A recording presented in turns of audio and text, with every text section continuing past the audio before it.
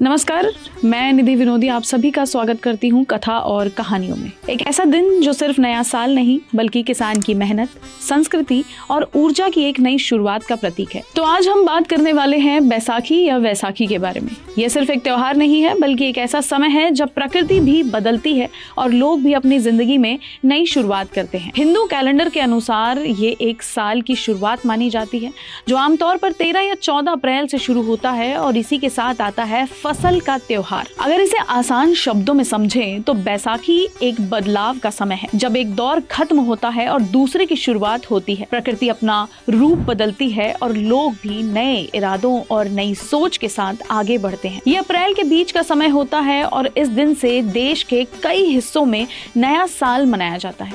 इसका अर्थ है नई शुरुआत, तरक्की और उम्मीद। बैसाखी का सबसे गहरा संबंध खेती किसानी से है। पंजाब और उत्तर भारत में इस समय रबी की फसल, खास करके गेहूं कटने के लिए तैयार होता है। किसानों के लिए ये सिर्फ फसल का समय नहीं होता, उनके पूरे साल की मेहनत का फल होता है। इसलिए उनके लिए खुशी और उत्सव का समय माना जाता है।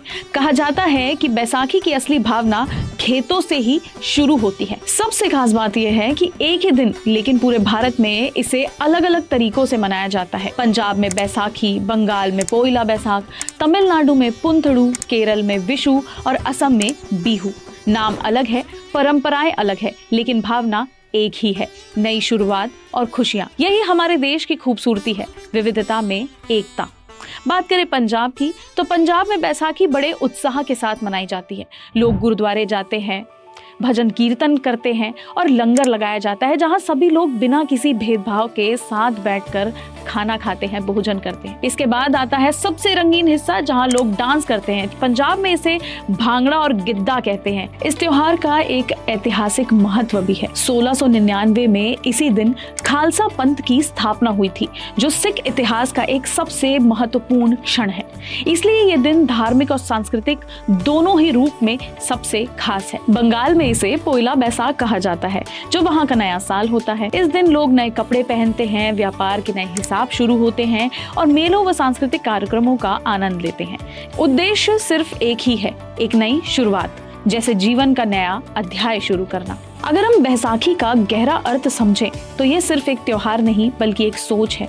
यह हमें याद दिलाता है कि हम हर साल अपनी जिंदगी को एक नए तरीके से शुरू कर सकते हैं। ये दर्शाता है नई शुरुआत, खुशहाली, तरक्की, प्रकृति और जीवन के प्रति आभार। इस समय लोग प्रार्थना करते हैं, दान करते हैं और नए काम शुरू करते हैं, क्योंकि इसे शुभ माना जाता है।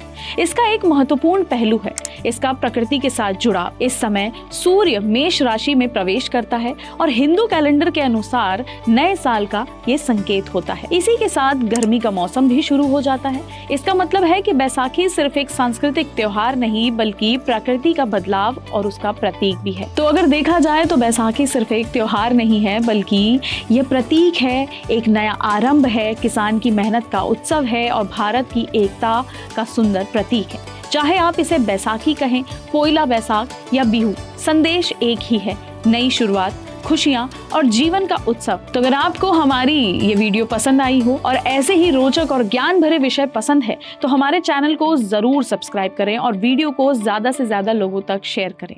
नमस्कार।